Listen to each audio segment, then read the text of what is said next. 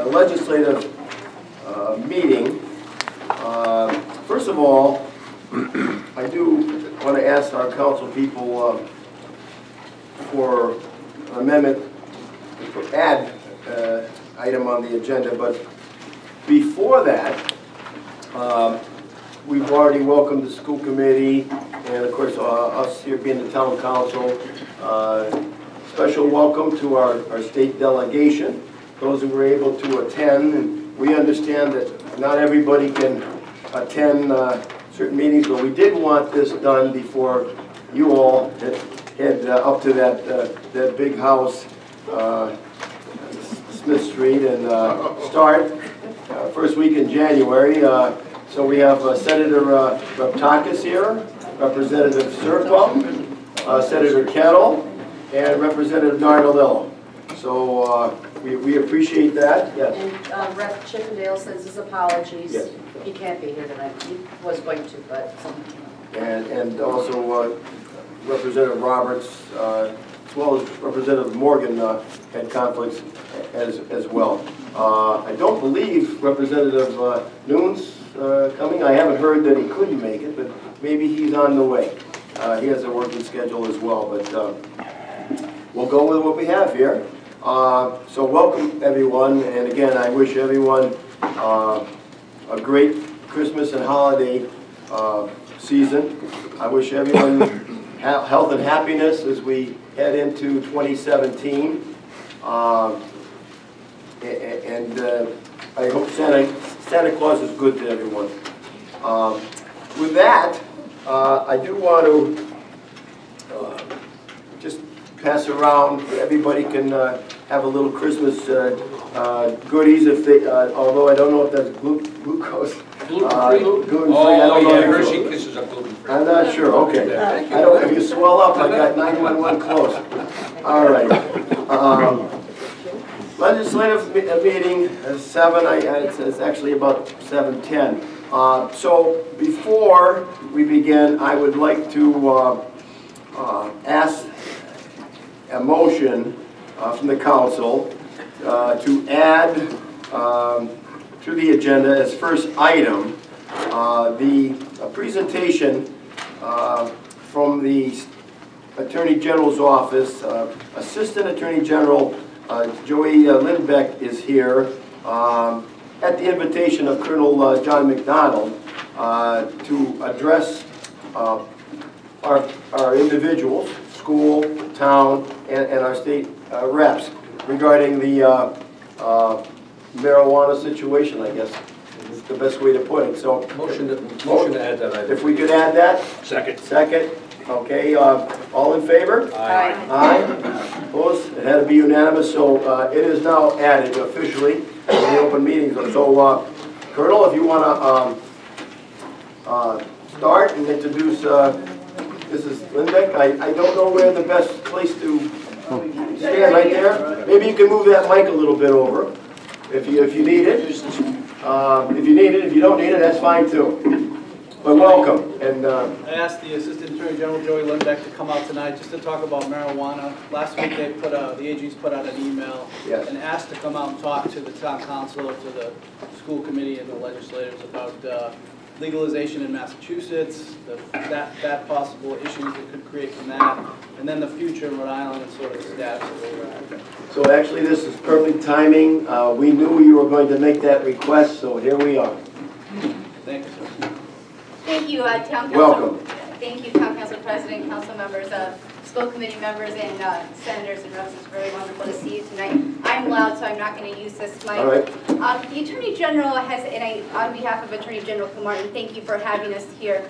The Attorney General has tasked me and my colleague Matt Lentz, we're both in the Policy and Legislation Unit, on informing Town Council, City Councils, and school committees regarding the current situation of marijuana in Rhode Island. Due to our current medical market that's been in place for 10 years, the issues we've been seeing, and consequences to legalization, which we believe the General Assembly will be taking up this year, and it would be an active conversation. We have a very comprehensive PowerPoint that, since we're last minute on your agenda tonight, I didn't want to take your time right before the holiday, but I wanted to offer that we would come out to your school committee or to your town council and give that presentation. And it's really around zoning and giving you a voice in this conversation. 68% of municipalities in Colorado opted out of retail marijuana, and we think that's important for communities to know.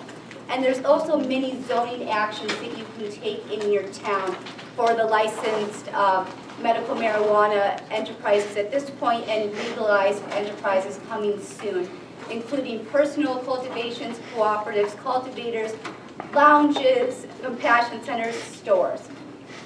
So we wanted you guys to know that in your packets, we have ordinances that 10 different cities and towns in the state have put forward and a chart for you to look at.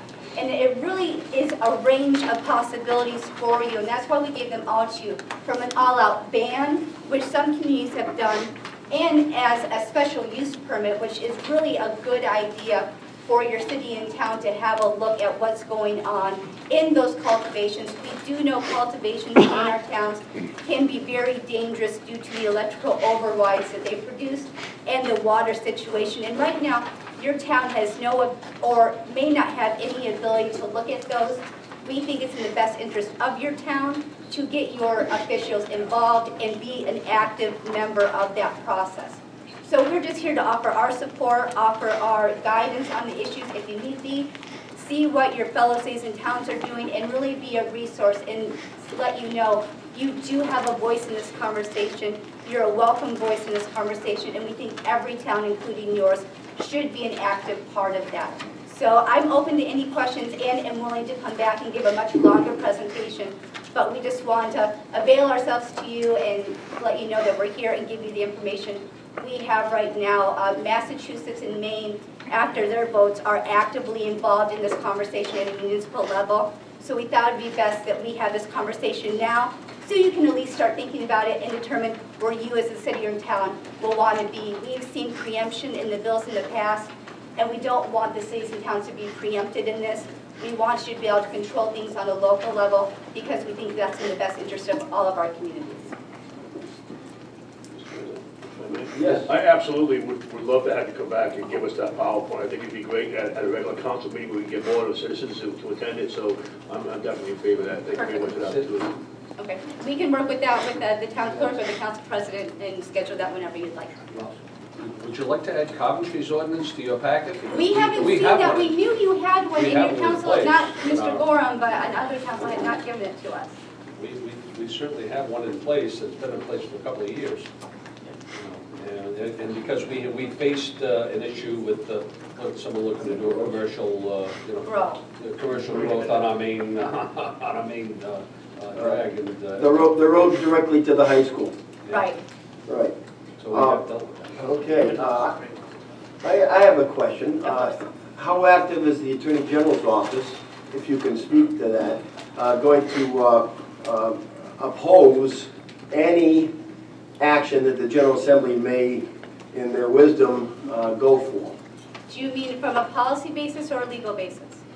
Both. Okay, we've been one of the most voiced opponents to the legalization in the state. Okay. Will continue to be. And continue to be. Yes. Okay, because that was a question that if the AG was here, I'd ask him, having known him for a while. And legal, outside that it's federally illegal, how is your stand on the AG's office on that position? Well, I think our roles are conflicting in that one of our constitutional roles is to defend the constitutionality of the laws the General Assembly passes. Right. So there's a catch-22. There is a catch-22. However, okay. So when I to make it clear, Matt and I are both practicing lawyers out of our office. We hold different roles in that. So we're not here on the legal standpoint, Right. We're here on our policy hats on. Okay. But we do have the constitutional duty to uphold the laws that the General Assembly passes. Okay, and did I hear you correctly that your office, or would it be the General Assembly, would be putting together a committee to get involved, or is just show up and testify when they have their hearing? We have a group of interested stakeholders that we work Right, with. that's what I was asking. Yeah, we do have that. You do? We have an interested parties group that we Okay. keep in contact with. I like to volunteer for that. Okay, that would be wonderful. Send that to Mr. Kilmartin if you. I absolutely will. Okay. Any other questions? Well, we have, I know Ms. Lindbeck has got to scoot out, got other jobs and duties. Anybody else on schools have a concern or? Yes?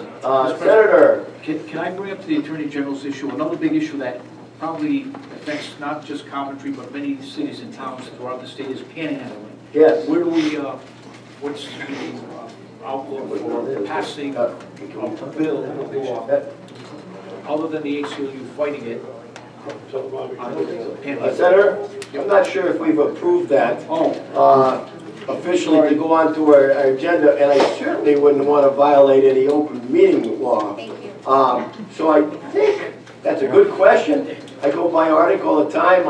I'm seeing at the malls. Then Warwick. ask us a And I know Senator New England's coming, and hold that question, and if you could get the senator and us answers on that, Certainly. we'd be very interested, and to ordinances that the town could pass, because that's a real problem. I mean, even if you feel compassionate, cars stop, bang, bang, bang. What are you going to do? Money? Oh, it's big. It's a big problem. Thank you for asking it, but if that is not on the agenda, I think we'll have to bypass that one. I would just, any other questions regarding these marijuana issue coming? No? Okay. Well, thank you for your time. Merry Christmas. Have a happy And holiday. your assistant again is? This is Matt. He's a special assistant attorney. Special assistant? Yes. Well, you're special before you get to assistant. I always thought... It actually goes reverse. No, I always You thought... start special and then become an assistant. Well, I know, that's what I'm saying, you're special Yeah. before you get to assistant. I always Funny thought that how it was, worked out that way. that just didn't sound right to me. They want to make you feel good when you Got start it. out, you know? When you don't get paid too much money, so they call you special. Correct. Got it. Merry Christmas and happy holidays, whatever fits. All right, well, thank you.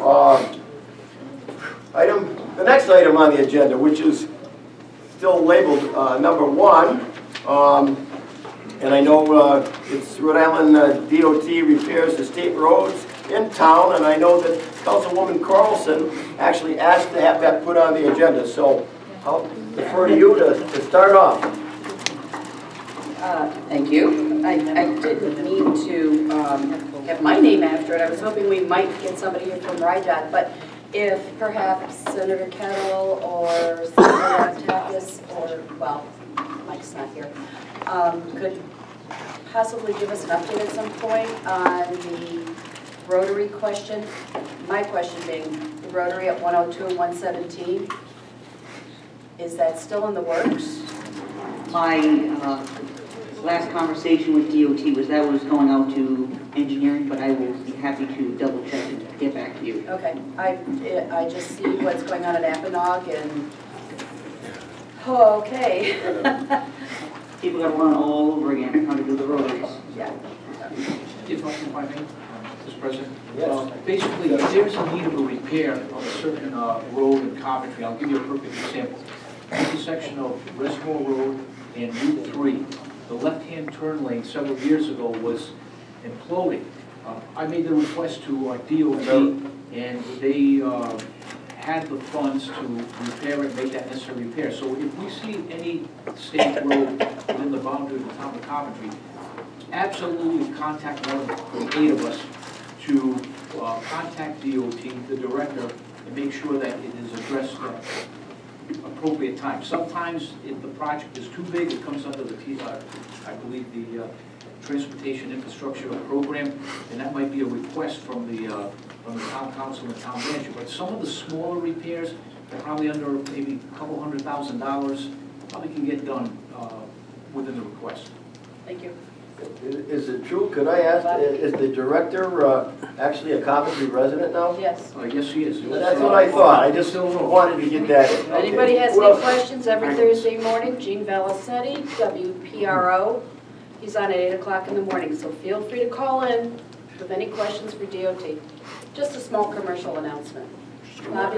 Actually, I was just going to remark on that he is on the radio, and Gene Villicente does keep his feet to the fire when it comes to putting in a request the week before, and they revisit a checklist to make sure things are being done. But in regards to state roads, there was, I think it was about 4 or 5 residents that reached out to me after Naughty Oak was redone. They thanked us, for the road being done. There was some, time restraints, and it was a little frustrating, but the road is looking great. But one of their requests was they live closest to Cumberland Farms, and they found it to be extremely dangerous crossing that street, and they did put in a request, which I'm following through with again, for a crosswalk to be placed over there, because at this point in time I believe there's only one where the school is, but folks that are coming from the other side of the road that want to cross the road to go to Cumberland Farms, it's a business that's there, they're jumping in their car and they only live 5 houses away, so they were a little bit frustrated with the safety issue that there wasn't a crosswalk painted there. So we put in a request. They're doing a financial outlook, even though it's only paint, we're only painting the ground, but it's a process. But once it's followed through with, I think they were following through with the meeting the end of last month, so they should come up with some sort of answer for us, and I'll be able to get back to those residents about that. But I do agree it doesn't make sense if you're living on that side of the street that, there are folks that are traveling pretty fast. I did speak to the chief about that, and they've been doing their due diligence on that road and trying to slow folks down from going over the speed limit. And since you brought that up, Yes. another question, and maybe I know I've spoken to Chippendale about this, at 102 and 117, no, sorry, 102 Waterloo Hill and Maple Valley, there is approval for a new, it's like a trigger mechanism when you're coming up from Foster, and there's going to be a trigger to trigger that light, because sometimes it's poor visibility, especially when there's snowplows. So if we could just check and see where that is, that would be great. You're giving them homework for the Yes, I holiday. am. Going to give them homework. Yep. Yeah. Thank you. Okay, anything else on number 1? If not, maybe we'll move to number 2. Being update on Road Map Rhode Island, Councilwoman Carlson. Okay, well, my question was, we all, for anybody that doesn't know, towns who have taken federal grants often find out that they're, in the fine print, there's a little bite to that federal grant. And sometimes the feds come in and they can take over property. They can go out and say, hey, you got 5 acres, we're taking 2.5, we're going to put up a subdivision, something to do that. I had wondered if there was any update on how that's all going. I haven't heard anything since Nardolillo and Roberts spoke about it briefly. I was hoping Rep. Roberts would be here to give you detailed information, but briefly, she spearheads out in front on that, and then she reaches back to us, and then she had attended a meeting. It was it during the summertime, and there was some curiosity of, it's on YouTube, there's publication of what it was. There wasn't, nothing really came of it. No, we're still on the watch, but as you had said before, as a town council, accepting grants is it's a great deal for relief for the taxpayers. But the strings attached, we're just actually now being enlightened that those strings attached they could be very dangerous to sovereignty of landowners. So as things do come up, we are doing our due diligence. I give a lot of credit to my colleague Sherry Roberts for being out in front on this, and us having the knowledge when she comes back to the table that we're all fighting to make sure that there isn't that surprise, for lack of better words. We don't want anybody coming into our cities and towns and telling us how our property should be divided up. We all know how much we need those grants, but we just need to know what the repercussions could be. Correct. So, thank you. You are very welcome. I got a question on that. Okay, anyway, and I know Senator Kettle next. Go ahead. I'm sorry, yeah. No. Any way we could get some kind of presentation? I got a lot to learn about the road, map. I know we talked to Representative Roberts. She mentioned something to it before when we were having a vote on it, but I'd really love to, get somebody that's, spearhead that and maybe give us a little pleasure, educate us on it. Sure, actually, within a couple of, Senator? Just took the words out of my mouth, Councilwoman Carlson, that, no, that's fine, that, Mike Stenhouse from the Center of Freedom and Prosperity can come down and do a presentation, but to add to what Rep. Nardalillo was discussing, I know there were 2 bills going to the Assembly, 1 House, 1 Senate. The Senate one just didn't make it out of committee, but the one in the House did pass, I think a couple of years ago, to delay or get rid of Road Map Rhode Island altogether. I think now with the new administration coming in Washington, it's going to be a wait and see type of thing to see if the same mandates from HUD will be coming down. That's the other thing we need to watch as well. So, Mr. Waters, perhaps we could at some point discuss having Mike Stenhouse come in and do, in the future, just when they've got enough information for us. Sure. Thank you. I know the council has taken a position against road map. I know that was a year or so ago. Correct. All right, Pass that resolution. Yeah. Yeah, so, and that's basically where the town stands officially, subject to whatever happens at the State House. And I haven't been a fan of road map at all, but I introduced legislation that did not pass the Senate. But last year, I also introduced S2812, which, again, it's a long-term economic development policy where the policymakers, the stakeholders, go and pass this initiative without coming to the General Assembly to have the senators and the reps vote on this initiative. So I'm going to reintroduce that bill, and hopefully it's going to put sort of the slow down this issue of roadmap Rhode Island, because I think it is out of control. It is going to be putting a burden on cities and towns where you're going to receive this federal aid, but if you want to receive the federal aid, you're going to have to do A, B, C, which doesn't fulfill the requirements of the town of Coventry. I mean, I think it's a dangerous precedent that passed just at the end of the Chafee administration a couple of years ago. So I think it's something seriously that should be addressed, and I think a presentation by Mike Stenhouse would probably help guide which way direction the council feels that maybe passing another resolution. Okay, thank you. Thank you. Any other questions at all? Okay. Then why don't we go to number 3? What budget proposals may be in the governor's budget for 2017-18 that the senators and reps think will impact Coventry? And I know Councilwoman Carlson has that question. I think we all do. Not only at the town, but at the school committee level. Any inklings, any rumors, any information at all from the State House down regarding that? Yes, Rep. Serpa?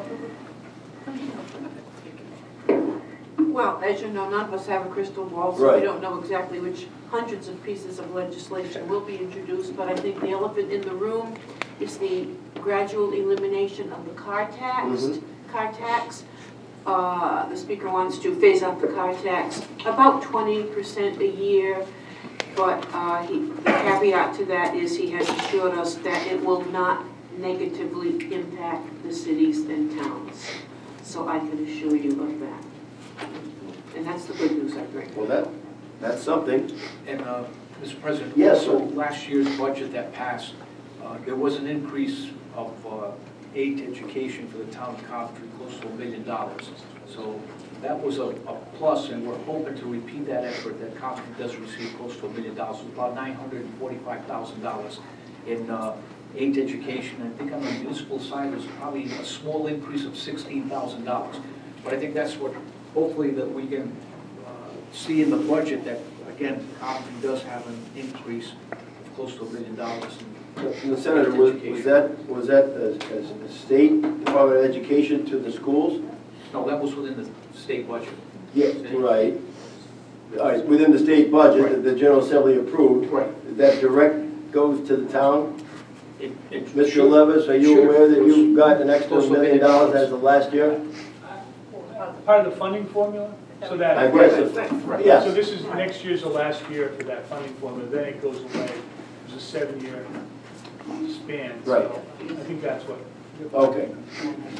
So you're aware of it, and it's kind of. We talked about that earlier. Right. Yeah, Okay. Oh, you didn't? Mr. President, I have a comment, if I could. Yes, Mr. McGee. Representative Serpa, you were saying that the speaker guaranteed us that it's not going to affect the, because the big talk with the state is we eliminate the car tax, and we'll make all the state, politicians will all look good, but it's going to, I can't see how it can be done without having a negative effect on the community. I really hope, we can't replace that, with that. I have been assured that it will be phased out in a manner that will not negatively, and that's not a double negative, that will not negatively impact the municipalities. Because that was my concern, that other taxes would be raised to do that, to replace those lost monies. But revenues are up, employment is up, so there are new taxes coming in automatically, the personal income tax, tangible taxes. So that can kind of fill in the hole there. Thank you. I'll just throw a quick fact in there for the town's budget. Our current car tax revenue that the town receives is about $5.6 million per year. Bob, you can correct me if I'm wrong. There's an additional 200 some odd thousand, so it's about 5.8 overall. Or is it 5.6 overall? 5.5, 5.6 approximate. But if you take 20% of that, that's about $1.1 million Phase out. that we phase out for Sounds like an impact to me. easy come, easy go, easy come. That's 20%. Mr. Florio, School Committee. I have a question. Since illustrious governor has decided to institute tolls, is she thinking of doing tolls on cars, on personal vehicles, to? That is part of the legislation, in fact, that I insisted be included in this legislation, and trucks today, cars tomorrow is completely wrong.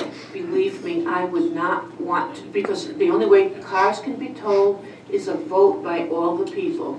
I would not want to be a sitting legislator who takes that right to vote on that away from all of you. I would be run out of town. So trucks today, cars tomorrow, not going to happen. Thank you, Representative. You're welcome. Thank you, Representative. Okay. Any other questions regarding this item on the agenda? If not, we will move to number 4. Okay, and number 4, proposed education legislation that will impact Coventry. Councilwoman Carlson, One question. do we have any Well, proposed? can I throw that back to you? How do you folks feel about charter schools in your town? Can you afford them? Can you afford the expansion of charter schools in this town? My vote is absolutely not.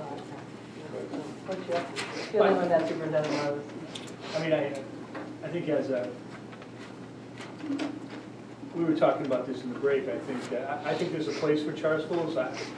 I've reached out. I think that the playing, you've got to level the playing field. I think that's something when you look at the funding, you look at what's going on with Achievement First in Providence, and you look at what's happening in Central Falls, and you look at the budgets. And just because students leave and the funding goes with them, you still have buildings you have to run and X number of teachers you need. So I think, I think that we have to figure that out. But I think to say no to charter schools, I think is, I think they're here, they're going to stay here. I think we have to learn to work with them, but I think that's something that we have to look at in terms of the whole funding piece. I think the reality is that you can take all the private schools and all the charter schools in the country, and still 90% of our students are going to go to public schools. So, we have to step back and look at, frame the conversation by that. So I think, if you look in the paper, what's going on with Providence and the language and some of the language that the Commissioner of Education is using, and I like him, I've met him several times, seems like a good guy, but basically saying that, the Providence schools are no good, and, paraphrasing here. So I think it's, I think to say that they're not that they shouldn't exist is not an accurate statement. I couldn't support that, but I think we have to figure out this whole funding piece. Well, actually, we did address some of that in the General Assembly last year, and I forget the exact number, so I don't want to be quoted. I think the the charters are, but the money follows the child, they should have. And I think it was about 7% can stay behind with the community so that they can pay for the fixed costs that the charters don't have. And by the way, a piece of legislation that I passed on the House side, unfortunately it did not pass on the Senate side, would allow the sitting town council to weigh in on the application of or the expansion of any new charters, because you folks are the ones who eventually pay the bills. So I got it passed on my side. I think there was a bit of a harangue on the Senate side, and you're not getting an argument from me, oh, by the way, about how much charter schools cost the cities and towns. And for those who, like me, don't have little kids in school, part of that charter school contract requires that the parents be very active parents, and we probably have all active parents and grandparents in this room. But remember, to apply for a charter school, the parent has to actively apply for their children. If the child's name is drawn, then the parents actually sign a contract. The parents have to commit to reading to the children at home, which all good parents in public, private, and charter schools do anyway. The kids, I think their school days are 2 hours longer. And there are a number of other commitments on the part of the parents. So while many charter schools like to boast about their success, they have the best of the best parents, not necessarily students, because kids are kids, and good students, and I'm a former teacher, so I know that good students, average students, and excellent students are in public schools, private schools, and charter schools. But the difference with the charters and the mayoral is that the parent piece is a very important piece. And if you've had children or grandchildren of your own, you know that a large part of student success is the commitment of the parent. And I think anybody on the school committee would agree with me. Can I make a comment on it? I'm absolutely an advocate for charter schools. I don't know the first thing about the funding formula. I'd be lying if I said I did. Whatever it takes to fix the funding formula so we can keep charter schools going, it needs to be done. Because charter schools are a great way to educate the kids, regardless if it's parent involvement, whatever it is. The quality of education these kids are getting in the charter schools is far above. And I want to see our public schools do the same, but I haven't seen that yet. So I'm an advocate of charter schools, but I don't understand the funding formula, like I said. So, you know, it needs to be fixed, so we're not losing the money, and we can continue to be part of the charter schools. Well, actually, Councilman, we did address that this year, but as the money follows the child, that means less money for your public schools. So while we take away from your public schools, and you expect those public schools to do as good as or better than charter schools with less, I don't know.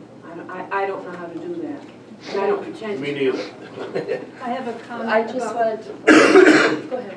I have a comment about charter schools. President-elect Trump is much in favor of charter schools. He has appointed a person to the Department of Education who's in favor of charter schools. And if you go on his website, you'll see a very complex formula which he has proposed as to how this would be formulated, funded, and what penalties there would be for school districts that do not comply with any directive that he may put out. So we would ask the legislators if they would keep us, keep in tune with what's happening on the national front so that we can be more aware of what kind of role we need to play as a state and as local school boards in letting our views be known, because he's very, very strongly in favor of charter schools. And I'm sorry, I didn't catch the beginning. Who did you say was? President-elect Trump. When he first came out, when he was running in the primary, he said that he was going to eliminate the Department of Education and he was going to get rid of Common Core. Right now he's changed, he maybe has not changed that position, but right now the website specifically talks about charter schools. And so we need to have you be very alert to what's happening on the national front so that we can be more aware of what kind of response that we can make on a timely basis. I'd just like to say that my children went to Coventry Public Schools, private school, and my daughter graduated from a charter school, high school. And I think an important component of this is parental choice. I think if the parents can't afford a private school but are not happy, and I'm not saying our school, you guys don't take me, because Kathy and I have been through this, take me wrong, but, you know, I really believe you have parental choice to educate your children, and God knows I could never have homeschooled my kids. That's where you need it to be, and I think we should not close our minds to charter schools. And I hope the legislature supports charter schools more this year, because I know, and I hate to throw out the word unions, but you know, sometimes that's the roadblock to letting the parents have choice in how they educate their kids. So. I'd like to make a comment on that. I'm a union member, and it's not a union, non-union issue. It really isn't, because there's nothing stopping the charter school from unionizing and having a union step in and be part of the charter school organization. So it's about the kids, it's about the quality of education. So for me, it's not a union and non-union issue. And I don't think, I mean, like I said, anybody has the right to come in and organize. So it shouldn't be the issue. Okay, I just have, I just want to comment. Go right ahead. This is Pat. Not all charters are created equal in the sense that they all do as well as some of the That's true. ones that. That's true. And so my problem with charter schools is, in a place like Rhode Island, is that our resources are thin as it is, in the sense that we don't have unlimited resources. So to have two parallel systems running in Rhode Island does not make sense to me. And even if, for a long time, I was a proponent of charter schools in the urban core, not so much in the suburban ring school districts. But I've kind of even reevaluated that, because I've talked to lots of teachers that are in the public schools of some of these urban core districts who say, to your point, Pat, that oftentimes the parents who actually put their kids in the lottery and get chosen are the ones that are the the biggest advocates for their own kids. So those kids get put in the lottery in the first place. It's not like every kid in the district is put into that lottery. It's only kids of parents who care enough and think enough about education that they put their kid in the lottery in the first place. What's that? So just think about that. So the kids that leave the public schools are most struggling schools in the urban core. Who's left? So the teachers, the kids that are left are products of parents, of families that maybe aren't as into education as the kids who leave. So where are their models? Where are their kids, their own co-students? You know, where's the best model in their school system? They're all in the same boat together. So it's impossible for teachers, administrators, whatever, to rise all the kids up in the same boat. It's almost an impossible task, especially if resources have been denied and less resources are in the public school, and the kids that remain there are the kids who probably are the most struggling of those urban core kids. So of course the kids who go to the charter school, which is smaller, have, you know, more in-depth teaching, have longer school days, have all kinds of different things, just smaller one-on-one contracts, like you said. More than likely, some of those schools are going to do better, and those kids are going to do better. What about the rest of the kids? You can't turn all of our public schools into charters, because our public schools are big, especially in some of the urban cores. Unless you decide to divvy them all up and make charters out of all of them, then where's the equity for all kids? So, Mr. Florio, did you have another question or comment on that? Yeah, Representative Serpa. The trend that I see happening in Coventry is that we're getting a lot of requests for homeschooling. The requests have gone up for homeschooling. That's what I see as a school committee person. It's not so much charter schools, it's more the parents that are homeschooling their children because of various reasons, but they seem to be very happy with what we as a committee and what the superintendent has done in terms of allowing them to teach their children at home. And that's what I've been noticing. Mr. Levis, maybe you can speak on this. No. No, I think, like, as superintendent, I mean, we have to have an all students agenda. So I'm a parent too, and I always say that that's what defines me. Superintendent's my job, but being a parent is what defines me. I feel that the best way to, we have people, many parents that are choosing to homeschool. But we're also finding that, we had a lot of people on our books, maybe 140, 150. We're finding that we may end up having less than 100. So it's been pretty consistent over the years. A lot of it's just choice, If it's because the schools are not appropriate, then that's a problem. I feel that the best thing we can do is to have the best schools possible, right? The best thing that we can do as a community is to have top-notch schools with opportunities for all students. And that way, for a parent, I was brought up Catholic. My family was poor. You went to Catholic school. That's what we did. My children go to public school, public university. But the best thing we can do is to provide the best product possible and make it a tough choice. So that if I live in Coventry and I want to send my kids to charter school, I really am struggling with that decision because we have incredible schools. And I think that's the way you put the rest. Not make excuses. The funding's an issue. Everything that you said, I mean, if you look at it, there's a lot of data out there. It depends on what data you look at. But there's a lot of data that supports that students with disabilities are not doing well in charter schools, right? We have to work with everybody. No matter what a child does, we have to work with them. And I think that's something that, that we should be proud of. That we are everything. People say you can't be everything to everybody. I disagree. We have to be everything to everybody. So I think, for me, the best way to address the argument is to do the best thing we can do every day, in and out, for the children and the families of this community. And then it becomes a moot point. It sounds simplistic, but... And I don't want to belabor this or have it take up the whole evening, but that's interesting that there's many more requests for homeschooling. I know sometimes they're religious reasons, but what else? What are some of the other reasons? I'm just curious. We have families that believe in it. I mean, I think what you're finding is that we've brought a lot of names forward. We do it in executive session, but we've had people out there homeschooling for 3 or 4 years, and they haven't been following the state regulation. So I really think there's been a lot of names coming forward, but we're cleaning up a lot. We both are new. We inherited a lot of files.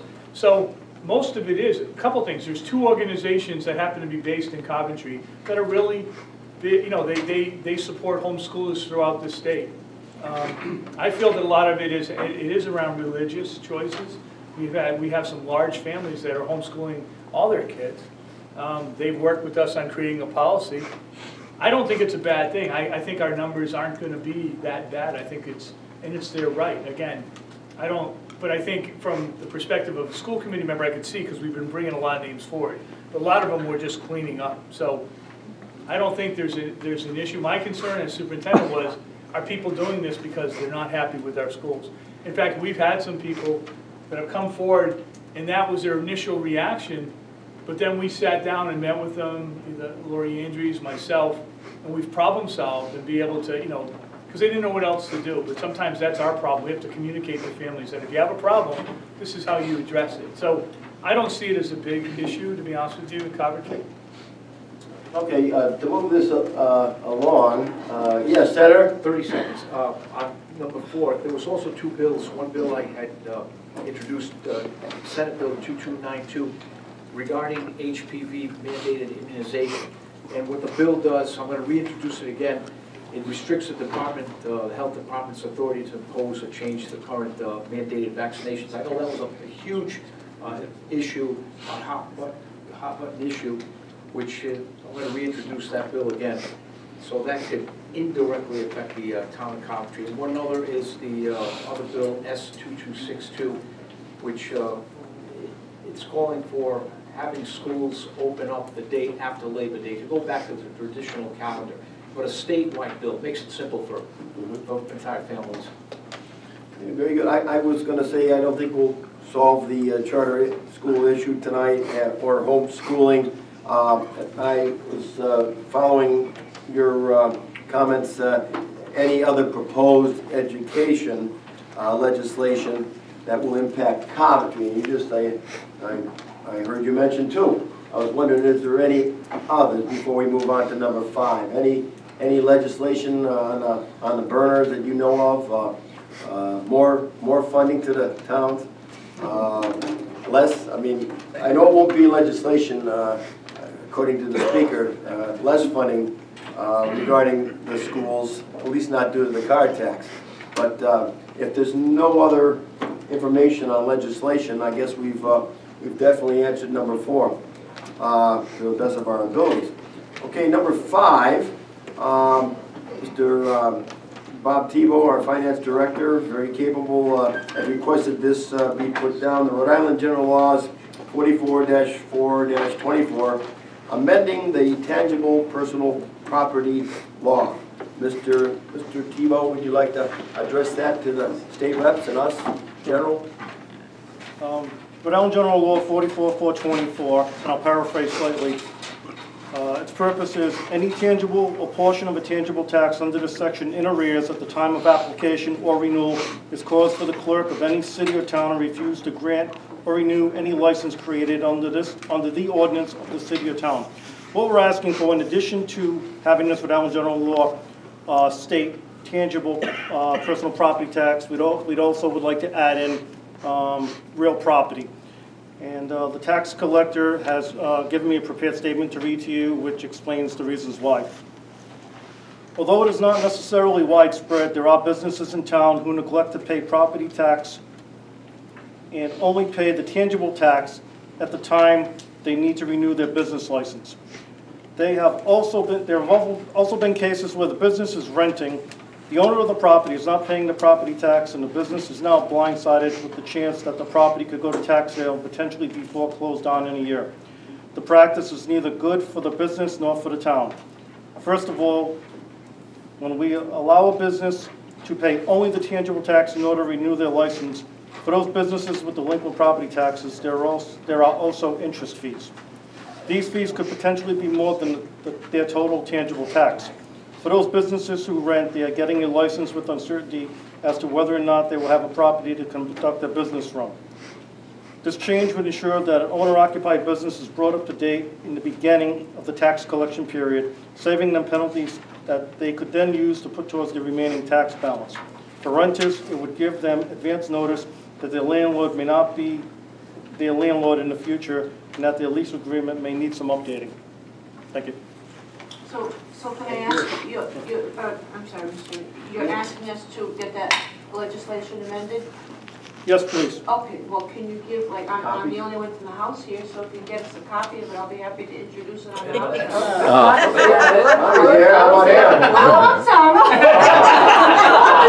Oh, she'd be glad to co-sponsor the legislation. You need to wear a longer tie next time. It's a haircut. It's a haircut. Representative, are you on the House Finance Committee? Yes, I am. That's what I think she meant. Yeah, she's the only representative on the House Finance Committee. Good safety. We'll be happy to introduce. Thank you. We'll send the proposed legislation to all of you. Very good. Thank you. Question? Yes, Senator.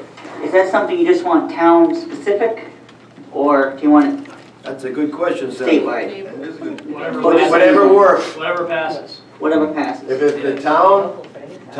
I think it might be beneficial statewide, but if it's not going to fly statewide, then maybe We could do what we call enabling legislation. That would Yes. allow the cities and towns if they wanted to. That sounds good. Good question. That or we could do a town bill, which could be even easier. That could be even better. You guys will work on it, because I know Mr. Tebow will send you So if we could get if we could get a resolution from the council, all right? that would make it fly right through. Yes. Resolution from the council, we pass it, get it up to the state, and they run with it. Understood, thank you. Excellent. Okay. Number 6. All right, if you all take a look in your packets, after the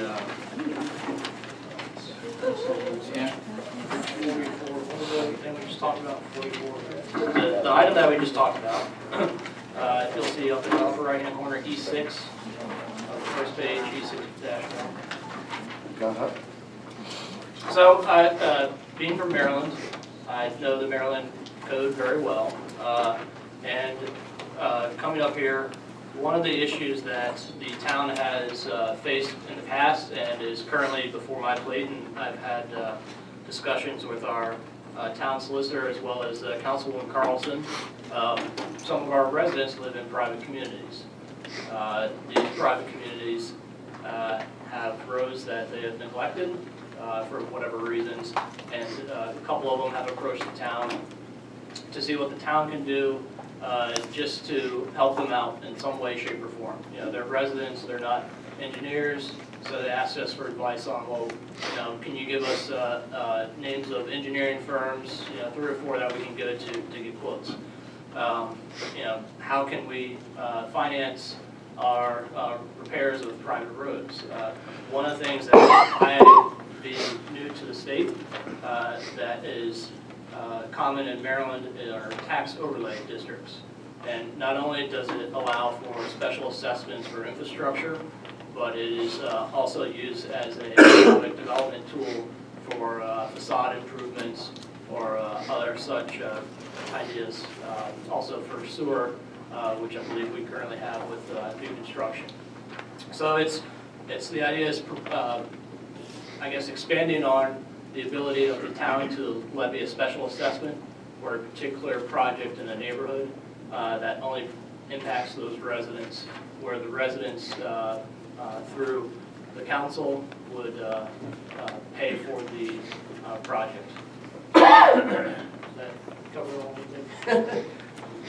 Does the state delegation have copies of what you have? They do, yes. Okay. So I've highlighted some language that is current Maryland law that might provide as some sort of leading language to use. So you have 3 different statutes of Maryland law. There's 3 different Yeah, statutes. I'm not 100% familiar with it, but it's the ability to put into place a special taxing district for specific purposes or a tax overlay district for specific purposes. And that's what we're trying to do before. Graham, I just wanted to make a comment that those folks in those neighborhoods live in my district, and I did ask them to reach out to you, and they were very appreciative in the time that you took to look into legislation that possibly can be enacted to help them, because from what they said, one of the neighborhoods, I mean, the road is huge. I'm sure you went down there, they sent pictures of it. It's absolutely terrible, but there's nothing that they can do.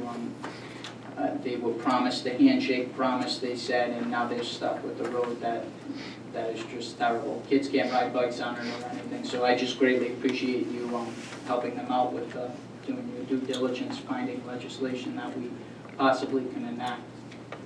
Sure, and the idea again is not to impact all the residents of the town, but just those specific neighborhoods through a special district.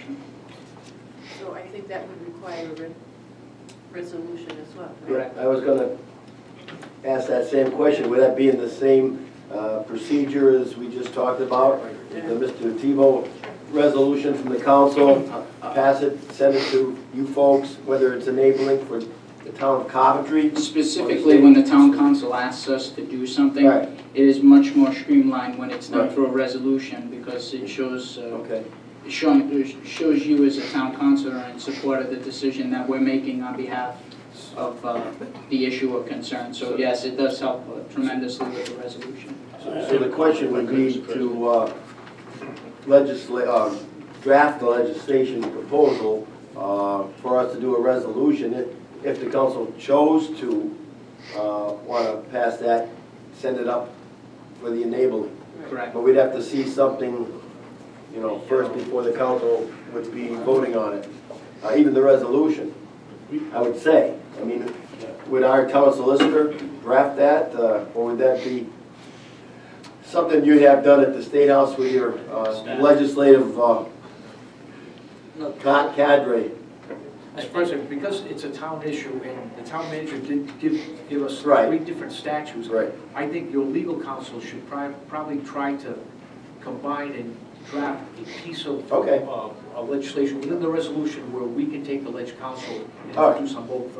I kind of was thinking that. It's probably going to be a lot easier in case, instead of us trying to draft it with the legal counsel, you're going to get two different versions. So if you can Come up with put a something resolution. together for us in the resolution format, we'd be happy to introduce it again, specifically for the town of Coventry. And when I submit resolutions specific, legislation specific to some town, I always attach the resolution to it, and then there's no problem. And we don't get pushback from the other legislators from other cities and townships. Sounds good. I agree.